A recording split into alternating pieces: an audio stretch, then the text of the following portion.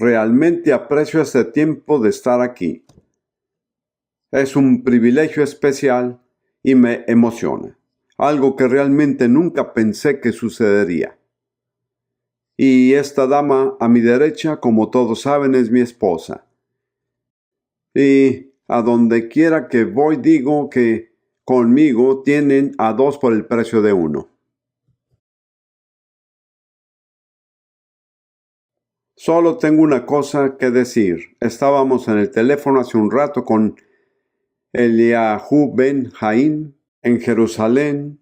Él es el líder de Intercesores por Israel, una organización hermana que realmente creció en parte gracias a esto.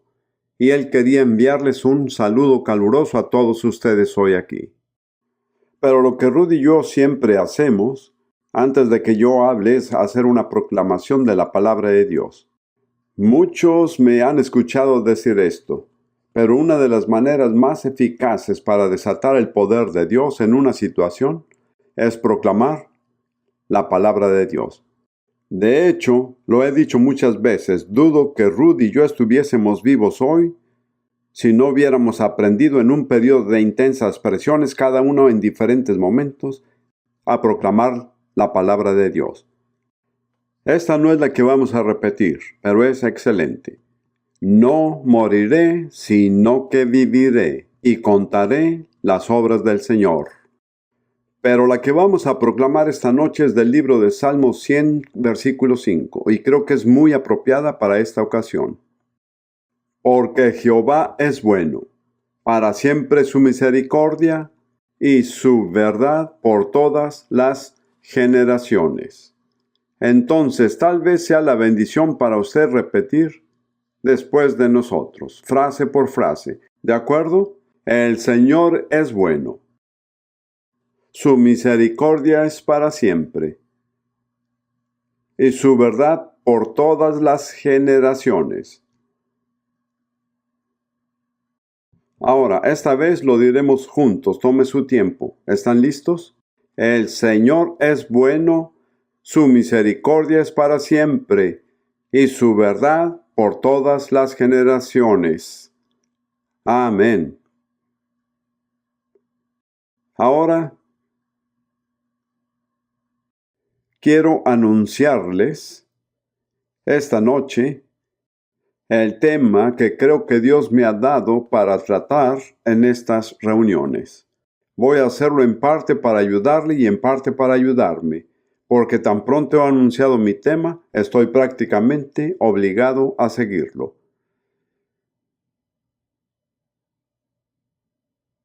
Mi tema es: en toda nación donde la iglesia se establece, Dios pide cuentas a la iglesia de la condición de esa nación. Esta es una idea de gran alcance y le daré algunos pasajes pertinentes en su momento. Pero es muy importante para nuestra reunión porque lo que queremos es alcanzar a los Estados Unidos. Si yo tuviera que alcanzar a Estados Unidos esta noche, este sería el lugar equivocado. Porque casi todos ustedes son creyentes comprometidos. Pero también creo que para alcanzar a los Estados Unidos, yo, al igual que cualquier otra persona involucrada, tiene que alcanzar a la iglesia. Porque es por medio de la iglesia que Dios alcanza a una nación. Y Dios también juzga a una iglesia, en parte por la condición de la nación a la cual Él le pide cuentas. Hubo un gran avivamiento. Estoy un poco cansado de esa palabra avivamiento, no sé usted, pero la escucho frecuentemente y se usa de manera equivocada. Pero en 1904, en el país de Gales, en las Islas Británicas, hubo un genuino avivamiento y sacudió a toda la nación. Afectó a todo el mundo en todas partes. Gales es una nación de mineros y los mineros eran gente muy mala y gente muy grosera. Pero cuando el avivamiento tocó a los mineros, afectó en gran manera el trabajo de las minas. porque usaban potros para cargar el carbón de un lado a otro. Y los potros solo se movían cuando les decían groserías. Y cuando los mineros ya no decían grosería, los potros no se movían. Eso le da una pequeña idea del impacto que puede tener un avivamiento genuino. Así que creo que eso es lo que necesitamos. Creo que no hay otra alternativa. No tenemos otra esperanza, aparte de que Dios se mueva de tal forma que toque a millones de personas de manera soberana. En 1948 hubo un avivamiento en la pequeña isla Las Hébridas, en el norte de Escocia, y resulta que yo conocí al hombre que fue usado por Dios. Y era gente muy sencilla, en una sencilla aldea rural. Pero estaba ubicada cerca de una ruta marítima por donde pasaban los barcos comerciales. Y cuando el avivamiento estaba en su punto más alto, cuando los barcos mercantes pasaban cerca de la ciudad, el poder de Dios caía sobre los hombres en los barcos y ellos se arrodillaban y pedían a Dios misericordia.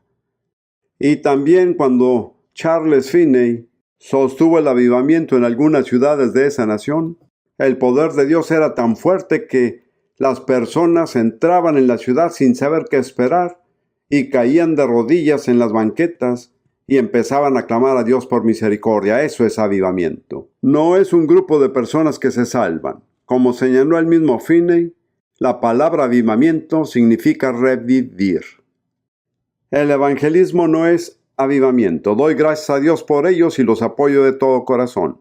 Pero lo que la iglesia necesita no es evangelismo, sino avivamiento, porque la iglesia ha estado muerta y tiene que ser revivida. Y ahí es donde empieza la obra, con la iglesia.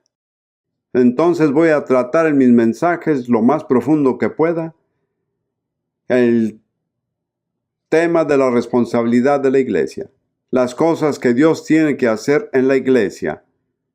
Los cambios que tienen que venir en la iglesia. Si hemos de tener lo que es un avivamiento genuino. Hay ciertos principios que están implícitos en esto. Y quiero tomar 1 o 2 versículos de Efesios capítulo 1, versículos 22 y 23. Refiriéndose al Señor Jesús, dice: Dios sometió todas las cosas bajo sus pies y lo dio por cabeza sobre todas las cosas a la iglesia, la cual es su cuerpo. Así que hay 2 palabras que describen al pueblo de Dios en esos 2 versículos: la iglesia y el cuerpo de Cristo. A propósito, este no es un anuncio publicitario, pero de hecho tengo una serie de 2 casetes titulados 7 imágenes del pueblo de Dios, que presenta las 7 imágenes del pueblo de Dios en esta epístola. Número 1, la iglesia. Número 2, el cuerpo. Número 3, la hechura suya, la obra maestra creativa de Dios. Número 4, el templo. Número 5, la familia. Número 6, la novia. Y número 7, el ejército. Eso creo le da una idea de cuán extremadamente versátil tiene que ser la iglesia. Y solo quiero hablar de 2 términos: el cuerpo y la iglesia. La iglesia, y explicaré este término en un momento, es el cuerpo de Cristo. Cristo es la cabeza, la iglesia es el cuerpo. Y es un hecho evidente que todos tenemos en nuestra experiencia, que mi cabeza no puede hacer nada sin la cooperación dispuesta de mi cuerpo. Si quiero salir por esa puerta, puede que mi cabeza tome la decisión, pero mis pies tienen que llevarme por esa puerta. Si quiero tomar mi Biblia, mi cabeza toma la decisión, pero mis manos tienen que levantar la Biblia. Y así es con Cristo como cabeza de la iglesia. Él tiene planes, Él tiene deseos, pero Él no puede llevarlos a cabo a menos que el cuerpo coopere. Usted podría decir: que deje el cuerpo a un lado y simplemente lo haga. Él no hará tal cosa.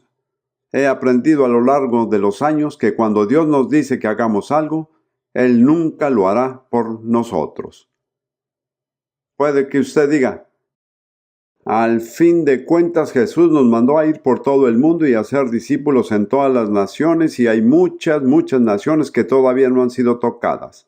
Entonces el Señor podría decir, estoy cansado de esperar a que lo hagan, vendré y yo mismo haré el trabajo. Él nunca hará eso. El trabajo no terminará hasta que la iglesia lo haga. Ese es uno de los aspectos. El otro es un poco más complicado. Es la iglesia, que es una palabra muy desafortunada. Es una lástima que se haya usado.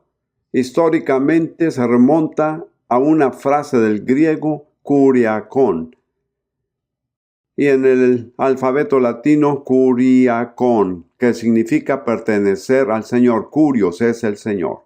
La iglesia es aquello que es del Señor, pero eso es lo que significa lo que es del Señor. Y es verdad, pero oscurece por completo el verdadero significado de la palabra griega, que es eclesia, de la que se derivan términos tales como eclesiástico. Ahora bien, eclesia tiene un significado específico en la época de la lengua griega a la que hacemos referencia. Era la palabra empleada para designar una ciudad-estado griego. Básicamente, Grecia se componía usualmente de 4 ciudades-estados como Atenas, Corinto o cualquiera que fuere. Cada ciudad-estado era muy diferente, pero tenían un consejo administrativo que se llamaba eclesia. La palabra eclesia viene de un verbo griego que significa llamar. Así que la iglesia es un grupo de personas que son llamadas fuera del mundo. Y la eclesia, tomemos Atenas, que es el ejemplo más sobresaliente. La eclesia era el organismo que gobernaba la ciudad de Atenas. Se habla mucho de democracia griega, pero esto no serviría a los feministas de hoy, porque la iglesia estaba conformada por ciudadanos varones de Atenas. No incluía mujeres, ni esclavos, ni extranjeros. Esa era la constitución de la eclesia en todas las ciudades-estados griegos. La eclesia es un grupo de personas que son apartadas del mundo para ejercer un gobierno. Como ve, este es el problema con esta palabra iglesia, que nos señala el hecho de que somos el organismo gobernante de Dios en la tierra. La mejor palabra que puedo encontrar en inglés es asamblea, pero en realidad no cumple la función. Pasé varias horas una vez tratando de aprender la historia de los Estados Unidos y no tuve éxito. Pero creo que es cierto, y algunos de ustedes saben mejor que yo, que alguna vez el estado de Virginia fue gobernado por una asamblea de burgueses. ¿Es correcto? Bueno, eso significa que la asamblea es un organismo gubernamental. Entonces, ¿qué es la iglesia? La eclesia es el organismo de Cristo que gobierna sobre la tierra. Somos responsables de administrar su gobierno. Este es un concepto completamente extraño para las personas que asisten a la iglesia. Por eso, Dios nos pide cuentas de la manera como lo hacemos. Y cuando miramos el mundo, digamos a los Estados Unidos, y decimos, es un desastre, son personas terribles. Y Jesús mira a la iglesia y dice, ¿qué están haciendo al respecto? Yo los hago responsables en muchos sentidos, no en todo sentido, de la condición actual del mundo. Entonces, esa es la situación, como yo la veo. Y por eso me alegra estar aquí. Si queremos cambiar la nación, tenemos que empezar por cambiar a la iglesia. En aquel avivamiento galés que mencioné, el hombre a quien Dios usó fue un hombre llamado Evan Roberts. Él no era, a mi parecer, un gran predicador, pero tenía un lema: doblega la iglesia y se inclinará el mundo. Si la iglesia se doblega, el mundo se inclinará. Si la iglesia no se doblega ante el Señor, el mundo no se inclinará. En muchos aspectos, no en todos, el destino de los Estados Unidos está en manos de la Iglesia, de usted y de mí, de gente como nosotros. ¿Entendemos nuestra responsabilidad? Es una responsabilidad muy seria. Bien, permítame decir primero algo acerca de Atenas. Creo que me enteré de esto hace unos años, pero lo redescubrí. En la ciudad de Atenas hubo un fundador, una especie de George Washington, que decretó las leyes de Atenas. Se llamaba Solón.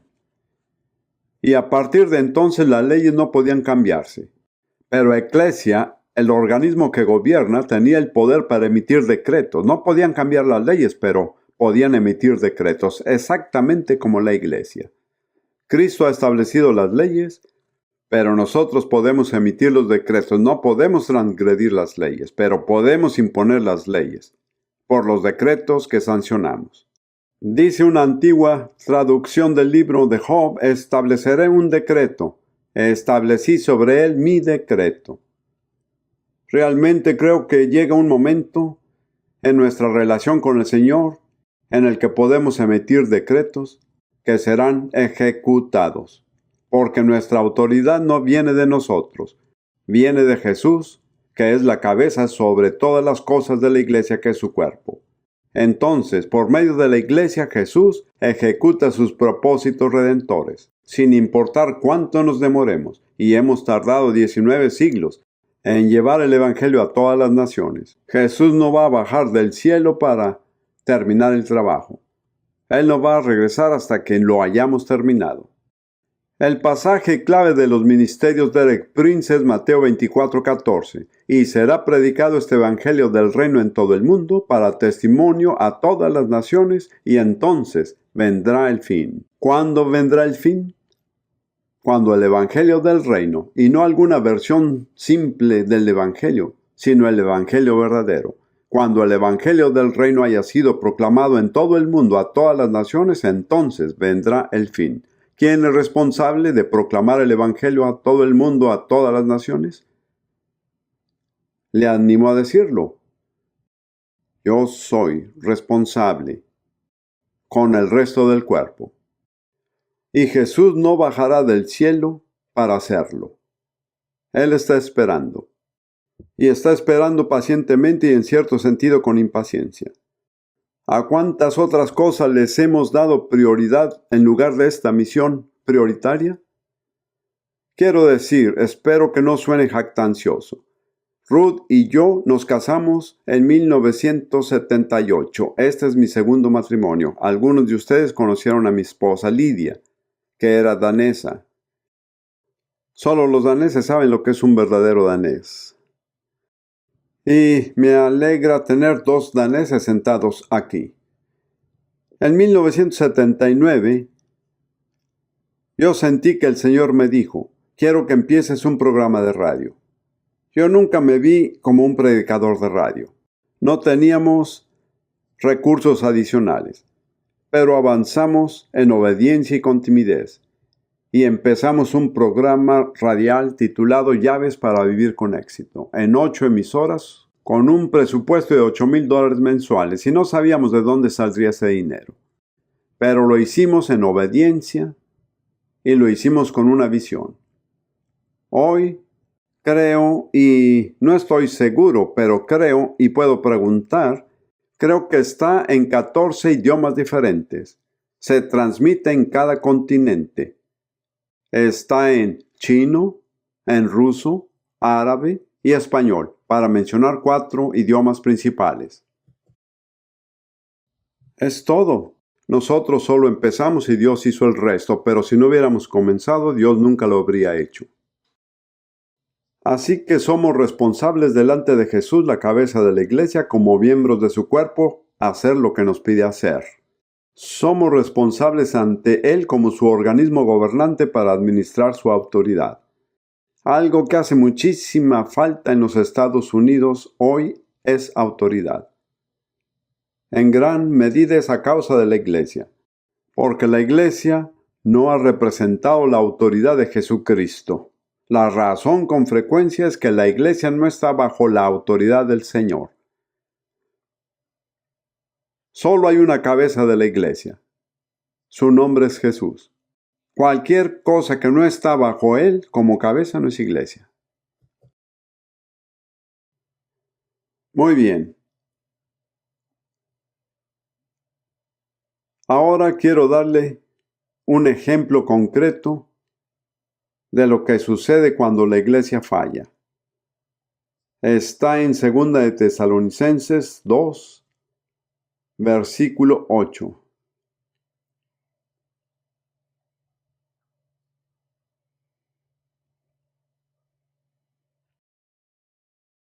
Versículo 3. 2 de Tesalonicenses 2, 3. Nadie os engañe en ninguna manera, porque no vendrá sin que antes venga la apostasía y se manifieste el hombre de pecado, el hijo de perdición. El hombre de pecado es el anticristo.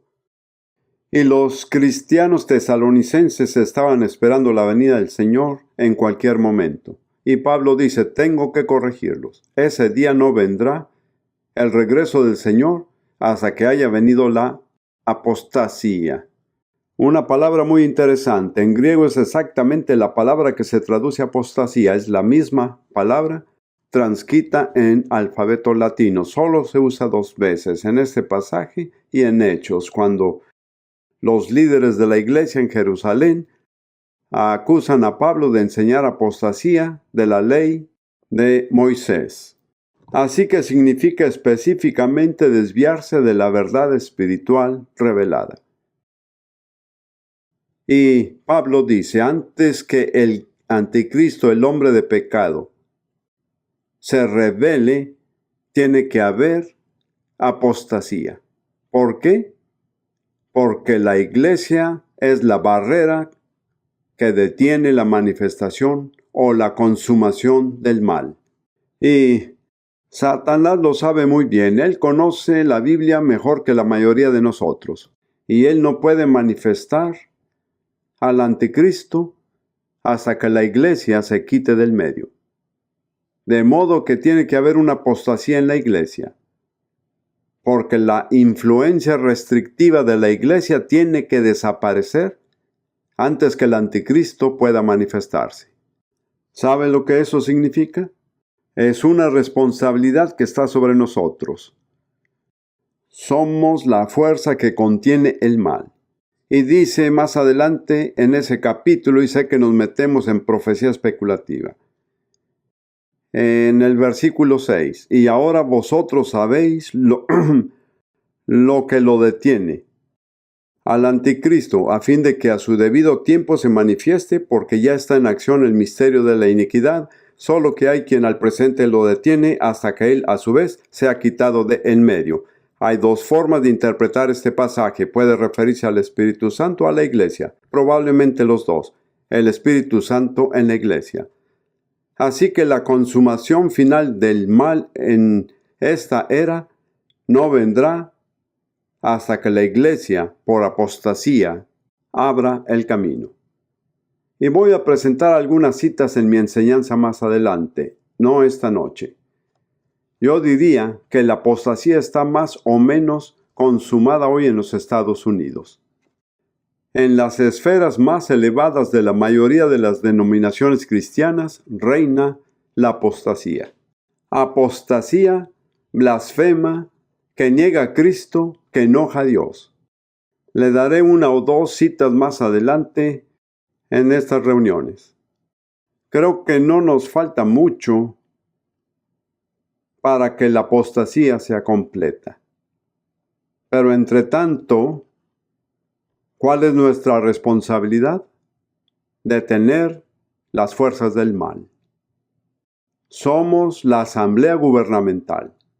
Somos quienes deben cumplir la autoridad de Cristo, no en todas las áreas, sino en ciertas áreas específicas. Para resumir un poco, lo que Dios hará en los Estados Unidos depende en gran manera de lo que haga la iglesia. ¿Escuchó esto? Tengo que repetirlo. Lo que Dios hará en los Estados Unidos depende en gran medida de lo que haga la Iglesia. Le daré un pasaje bíblico conocido que es la cita por excelencia para los intercesores. Segunda de Crónicas 7:14. Sí, mi pueblo, sanaré su tierra. He dejado incompleto el texto, pero lo que quiero decir es que si Dios ha de sanar nuestra tierra, su pueblo tiene que hacer algo. Si su pueblo no lo hace, Él no sanará la tierra. Esto pone una clara responsabilidad sobre usted y sobre mí. Solo me falta señalar un punto más y luego voy a concluir por hoy. La pregunta que todavía no tiene respuesta es, ¿quiénes son la iglesia? ¿Quiénes son la iglesia? Y quiero darle una respuesta que creo le puede impresionar. Voy a citar 4 pasajes en total. Primero, Mateo 28, 19.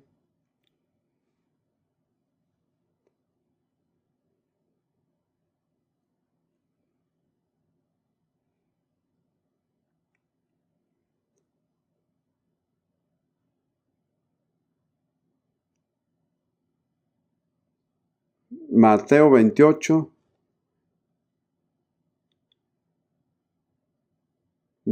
19 y 20. Jesús dijo a sus apóstoles después de su resurrección: por tanto, id y hacer discípulos a todas las naciones, bautizándolos en el nombre del Padre, y del Hijo, y del Espíritu Santo, enseñándoles que guarden todas las cosas que os he mandado. Y aquí yo estoy con vosotros todos los días hasta el fin del mundo. Jesús dijo, id y hacer discípulos a todas las naciones, y luego dijo, enséñenles. La evidencia de que han aceptado la responsabilidad del discipulado es que se bautizan en el nombre del Padre, del Hijo y del Espíritu Santo. Escucho a cristianos queridos hablando acerca de discipular naciones. Nadie es discipulado hasta que sea bautizado, porque esa es la marca del discipulado. Así que podemos ir e influir sobre las naciones, pero no los hacemos discípulos hasta que ellos se sometan al bautismo. Se habla mucho hoy acerca de cristianizar nuestra cultura. Yo soy escéptico a esto. No creo que nuestra cultura pueda ser cristianizada. Nuestro trabajo es hacer discípulos, no cristianizar gente. ¿Está de acuerdo con eso? Muy bien, ahora. Jesús no nos dijo, id a ser miembros de iglesia. Para ser honestos, la mayoría de nosotros pensamos, bueno, tenemos 8,000 miembros en la iglesia. ¿Cuántos discípulos tenemos? Bueno, tal vez 23. Tal vez piensa que no hablo en serio. Bueno, le mostraré lo que él dice. En Hechos capítulo 11, versículo 26.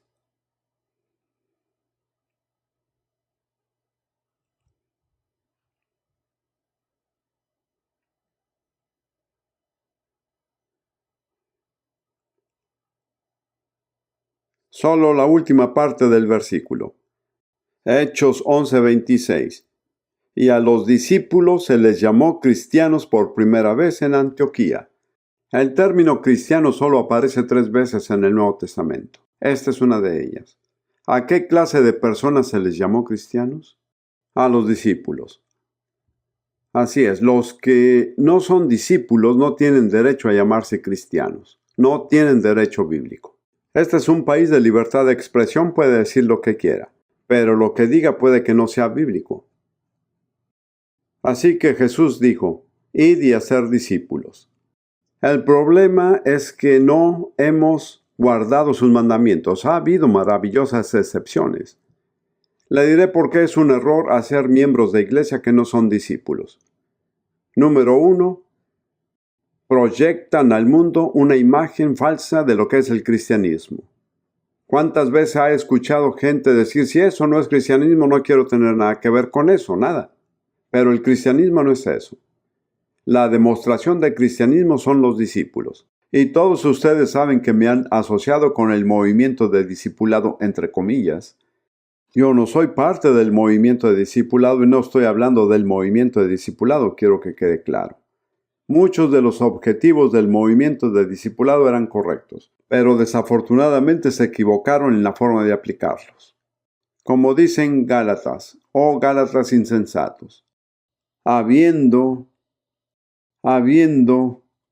comenzado por el Espíritu, ahora vais a acabar por la carne. Esta es en realidad la historia trágica del movimiento de discipulado. Y debo decir que yo estuve allí cuando comenzó. Había 3 hermanos, 2 de los cuales están ya con el Señor. Fue una intervención soberana de Dios. Nosotros no lo planeamos, ni siquiera lo deseábamos. Dios empezó algo, pero lo echamos a perder. Creo que en cuestión de un año lo echamos a perder. ¿Saben cuál fue el problema? Ambición personal. ¿Es este un problema en la iglesia? Probablemente es el problema número 1 en la iglesia. Lo que digo es que el otro problema con los miembros de la iglesia que no son discípulos es que acaparan el tiempo de los que deberían estar haciendo discípulos. Pablo dijo, si las personas no aprenden, no desperdicien el tiempo con ellas. A estas evita. Hay muchos ministros piadosos y hombres de Dios que están gastando un sinnúmero de horas trabajando por gente que nunca va a comprometerse. Es desastroso.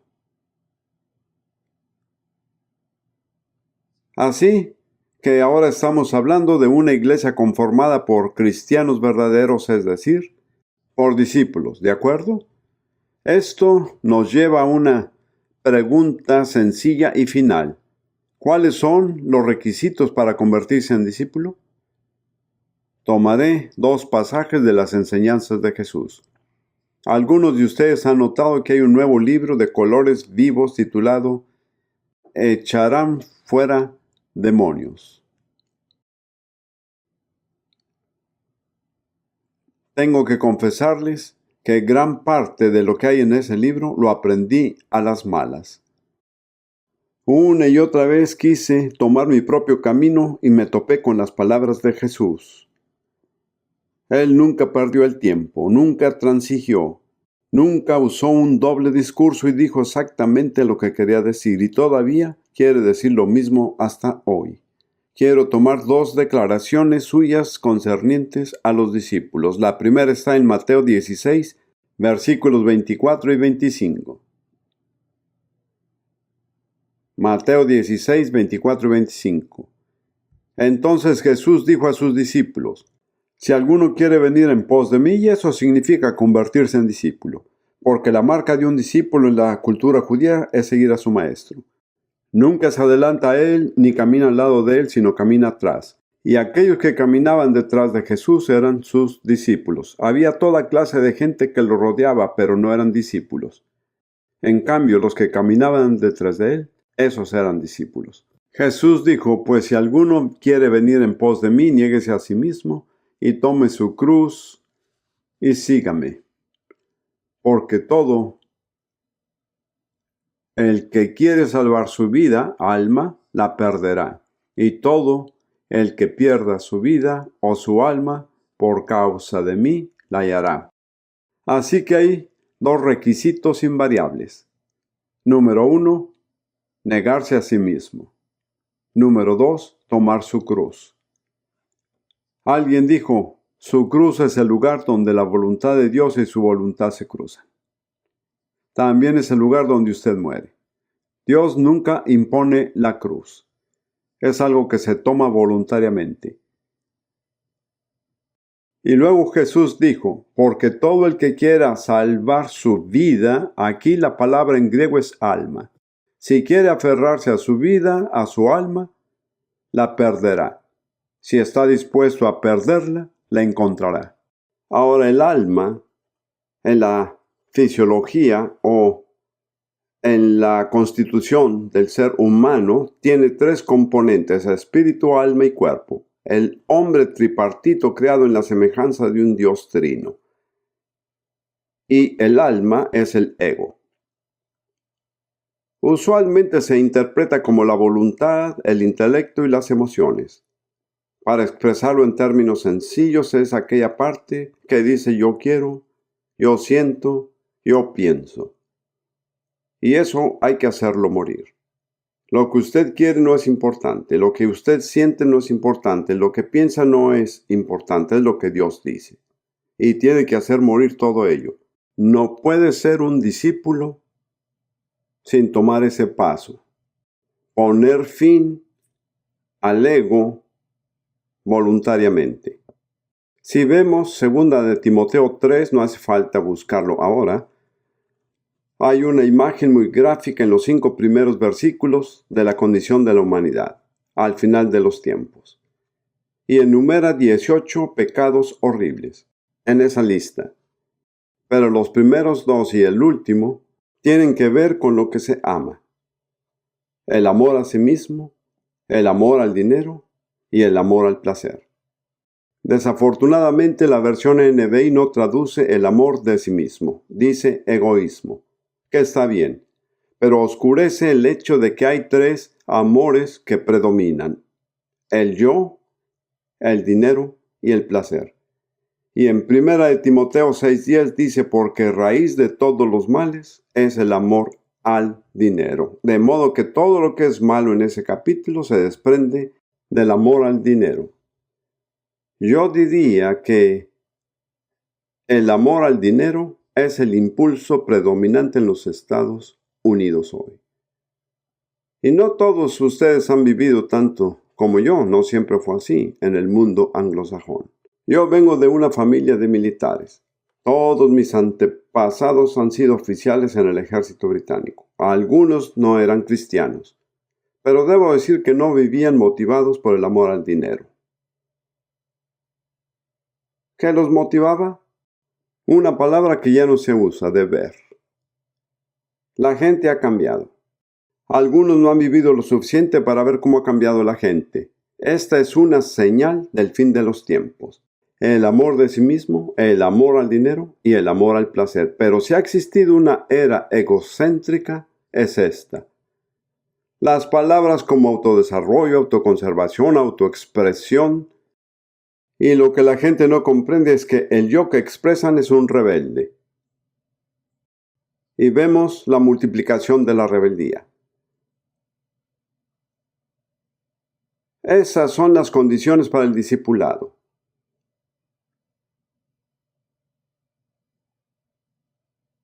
Negarse a sí mismo, tomar su cruz y seguir a Jesús. Y usted no puede seguirle hasta que se haya negado a sí mismo y tomado su cruz. En esto consiste la iglesia. Todo lo demás es, en cierto modo, superfluo. No puede cumplir los propósitos de Dios, porque va en contra de los planes de Dios. Ahora, permítame señalar un pasaje muy interesante. En Hechos 11, versículo 26. La última frase de ese versículo, Hechos 11, 26. Y a los discípulos se les llamó cristianos por primera vez en Antioquía. ¿A quiénes se les llamó cristianos? ¿A los quién? A los discípulos. ¿Y quién tiene derecho a llamarse cristiano? Nadie más tiene el derecho bíblico.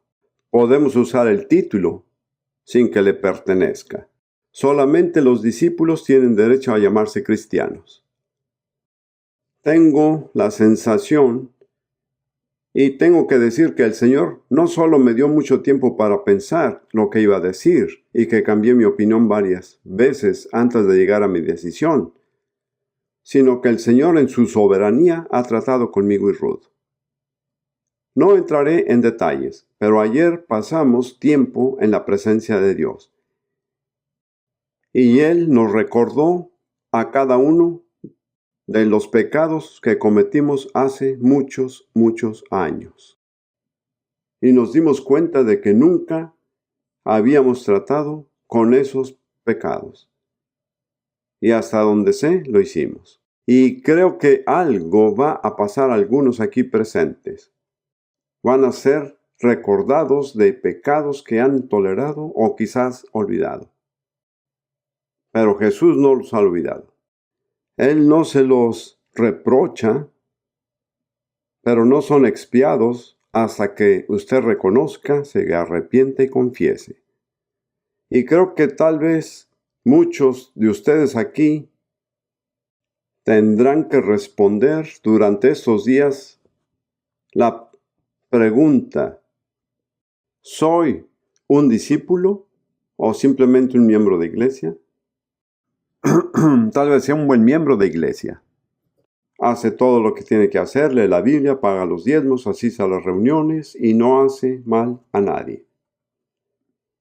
La pregunta es: ¿a cuántas personas hace usted el bien? Volveremos a esto más adelante, si Dios quiere y me da vida. Ahora,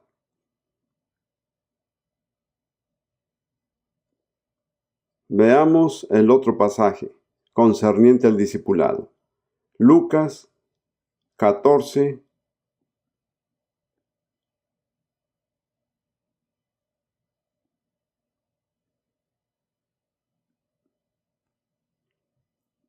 versículos 26 y 27. Estas son palabras increíblemente dolorosas, pero ahí están. Y si no estamos dispuestos a experimentar el dolor, no creo que experimentaremos la liberación. Leamos el versículo anterior, el versículo 25. Grandes multitudes iban con él. Observe que iban con él, no lo estaban siguiendo. No eran discípulos, eran nada más multitudes de personas interesadas. Y volviéndose les dijo: si alguno viene a mí y no aborrece a su padre y madre, y mujer e hijos, y hermanos y hermanas, y aún también su propia vida, pero la palabra es alma, no puede ser mi discípulo.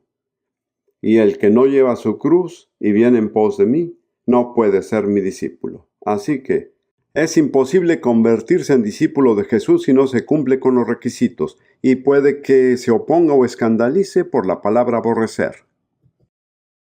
No estamos llamados a odiar de manera activa a nuestro padre o madre, a nuestra esposa o hermanos o hermanas. Sin embargo, según entiendo, la palabra significa que si nuestra relación con cualquiera de estas personas entra en conflicto con nuestra obediencia a Jesucristo, entonces tenemos que decir no. Tenemos que aborrecer todo aquello que nos impida seguir a Jesús de todo corazón. Y luego él dice: y aún también su propia vida. Esa es la salvaguardia. No le está permitido odiar a nadie, a menos que usted odie su propia alma, su vida del alma, su ego. El yo exigente que dice: yo quiero, yo pienso, yo siento, yo soy importante, pónganme a mí primero, sírvanme a mí, denme comodidad, hagan lo que me conviene. ¿Acaso no predomina esto en muchas personas en los Estados Unidos? Yo creo que sí. Creo que tenemos que cuidarnos mucho de no subestimar nuestra relación con Jesús. Yo creo realmente, y eso es lo último que voy a decir hoy. Realmente creo que debemos examinarnos durante estos días en los que estamos aquí reunidos y decir: Señor, muéstrame, ¿soy un discípulo o nada más un miembro de la iglesia? Y si nada más soy un miembro de la iglesia, Señor, ayúdame a cambiar. Amén.